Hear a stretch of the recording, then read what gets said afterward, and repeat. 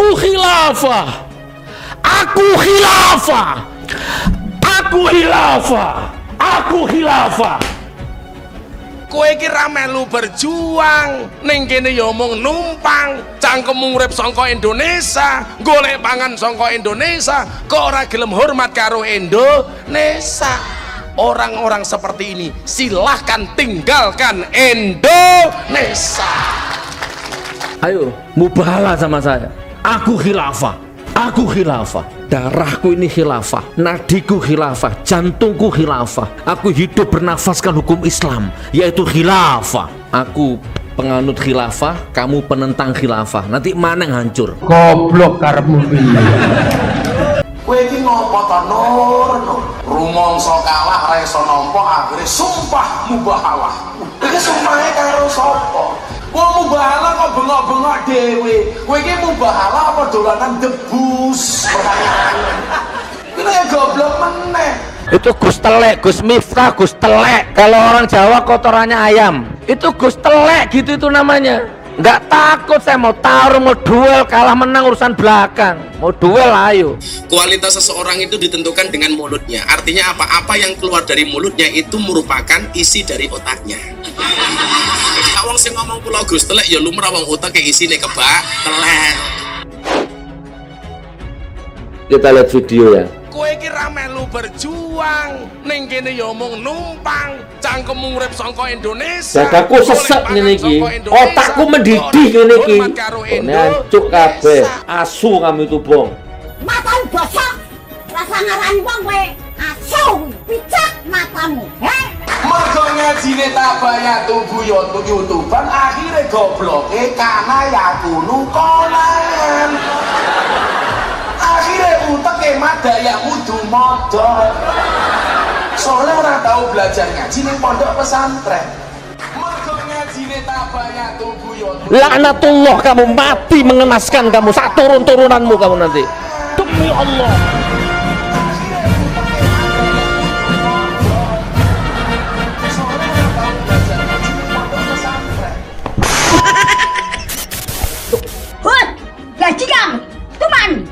Nama aslinya Sugi Nur Raharja. Bahkan ia juga belum pernah nyantri. Jadi bayangkan, secara ilmu agama dia tidak punya rekam jejak apapun. Saya akui, saya mantan maling, mantan bajingan, mantan preman, nggak pernah mondok. Sugi Nur, Ustadz abal-abal yang selalu ngomong dobol, matamu picek. Matamu itu picek.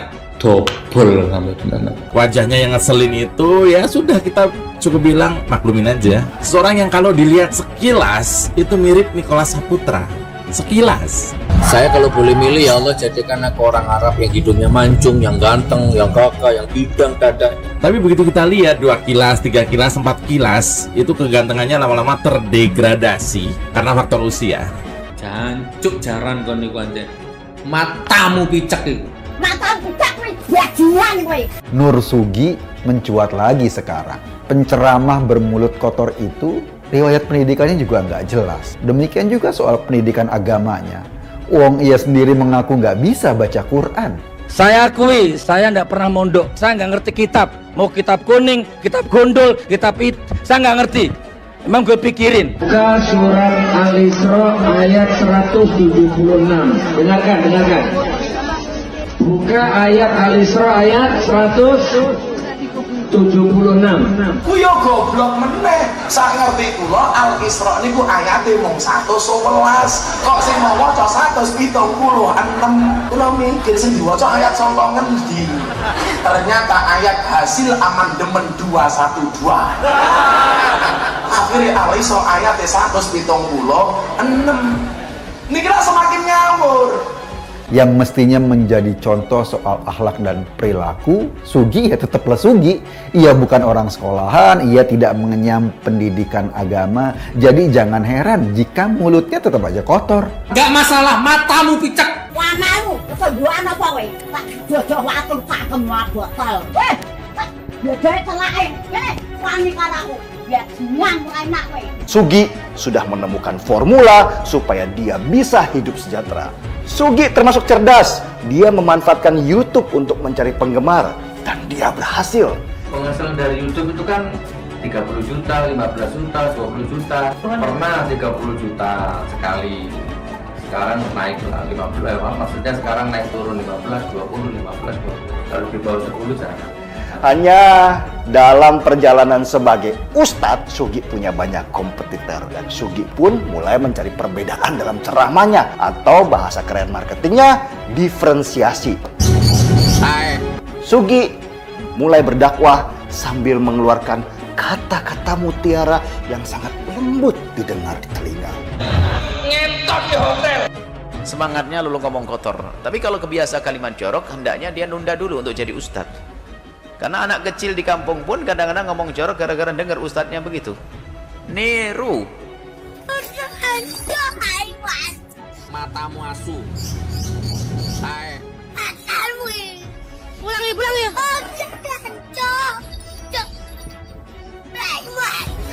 Ngentot di hotel. Selain itu dia terus menyerang NU dan Banser supaya orang melirik kepadanya. Saya ibaratkan NU sekarang itu seperti bis umum, supirnya mabuk, kondekturnya teler, gitu. Keneknya ugal-ugalan, penumpangnya itu kurang ajar semua.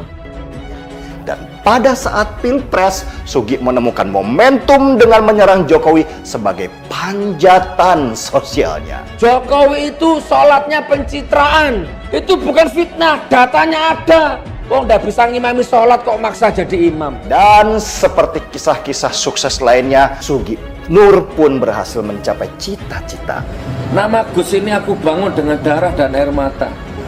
Ya sebentar lagi buku biografiku keluar. Tepuk tangan.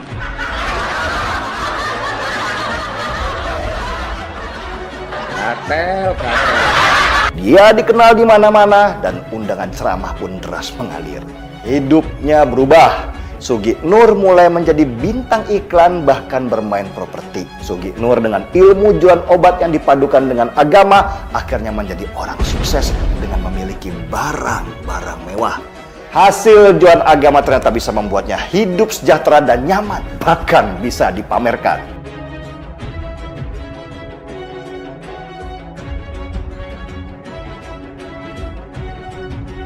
Sugi Nur jadi orang sukses yang bisa dibanggakan orang kampung. Wow, sungguh mengagumkan. Ansor, Banser, Nuril, Guntur Romli, Abu Janda, Denny Siregar. Ngentot di hotel. Wong nggak bisa ngimami sholat kok maksa jadi imam. Apa kalau bukan fitnah namanya? Bolehkah orang yang bacaannya benar bermakmum dengan orang yang bacaannya kurang benar? Pendapat yang kedua, al-ibrah bi'tiqadil imami. Yang penting menurut sang imam itu sah bagi dia, maka kita pun boleh ngikuti dia.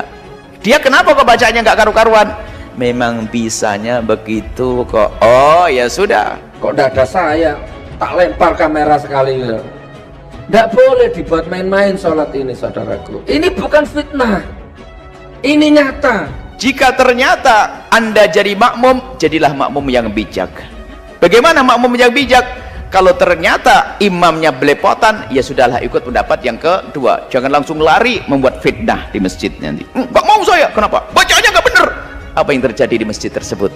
Anda punya pendapat yang kedua. Jadi Anda tidak jadi fitnah. Jelas? Apa kalau nggak pencitraan itu? Ini bukan fitnah. Bacaannya Anda yang bijak. Jangan suka membuat kegaduhan di dalam masyarakat.